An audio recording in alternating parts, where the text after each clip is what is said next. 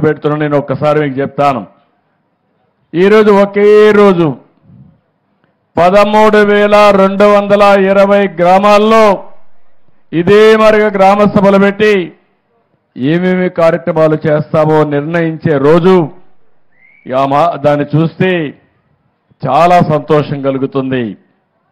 ఈ సభల ద్వారా దీనికి కూడా ఒక రాజ్యాంగంలోని ఆర్టికల్ 243A ద్వారా గ్రామ సభలు పెట్టాలి. సర్పంచ్ పనిచేయాలన్నా గ్రామ సభలో పెట్టి మీ ఆమోదం తీసుకొని పనిచేయాలి. గ్రామ అవసరాలు ఏమున్నాయో అవే చేయాలి తప్ప కాంట్రాక్టుల అవసరాలు లేదంటే సర్పంచ్ అవసరాలు కాకుండా మీ అవసరాలు ప్రాతిపదిక పైన చేయాలనే ఉద్దేశంతోనే ఈ గ్రామ సభలకు శ్రీకారం చుట్టాం. మహాత్మా గాంధీ జాతీయ ఉపాధి హామీ పథకం నరేగా ఈ సంవత్సరం ఈ మీటింగ్ ద్వారా 4,500 కోట్ల రూపాయలకి శాంక్షన్లు తీసుకుంటున్నాం. రాష్ట్రం మొత్తం 87 రకాల పనులకి గ్రామ సభలు ఆమోదిస్తాయి. అవసరమైతే ఇంకా ఎక్కువ డబ్బులు కూడా ఖర్చు పెట్టడానికి అవకాశం ఉంది.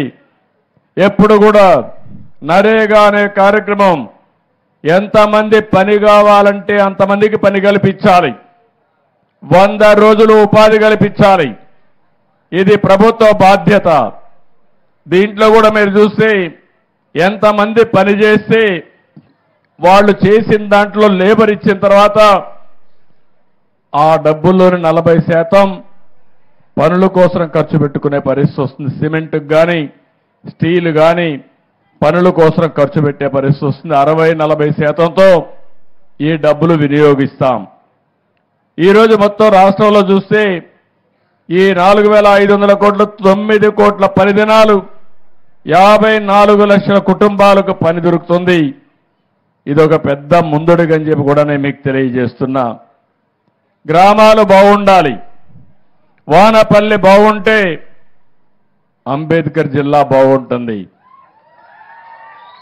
అదే మరి అంబేద్కర్ జిల్లా బాగుంటే దేశం బాగుంటుంది. గ్రామ అభివృద్ధి గ్రామంతో ప్రారంభించాల్సిన అవసరం ఉంది. మన రాష్ట్రంలో మీరు ఒక్కసారి గుర్తుపెట్టుకుంటే 3,54,000 మంది గ్రామీణ ప్రాంతాల్లో ఉన్నారు. 1,50,00,000 మంది టౌన్స్లో ఉన్నారు. గ్రామాలు అభివృద్ధి చెందితేనే దేశ అభివృద్ధి అని చెప్పి కూడా నేను మీకు తెలియజేస్తున్నా. అందుకే 14-19 ఒక్కసారి గుర్తు చేసుకోండి, స్వర్ణ యుగం. అవునా కాదా అని మిమ్మల్ని అడుగుతున్నా. సిమెంట్ రోడ్లు కానీ అన్ని పనులు చేశాం. అదే సమయంలో 19-24 చీకటి రాజ్యం. ఒక్క పని కాలేదు. ఎక్కడికి పోయినా డబ్బులు నాకైతే అర్థం కావడం లేదు. కడాన నరేగా డబ్బులు కూడా